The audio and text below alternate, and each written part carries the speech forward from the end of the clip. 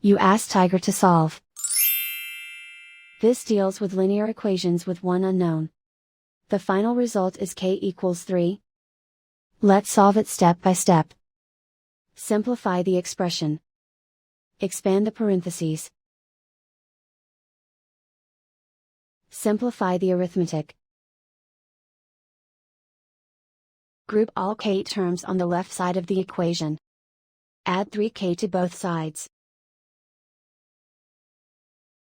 Group like terms. Simplify the arithmetic. Group like terms. Simplify the arithmetic. Group all constants on the right side of the equation. Add 20 to both sides. Simplify the arithmetic.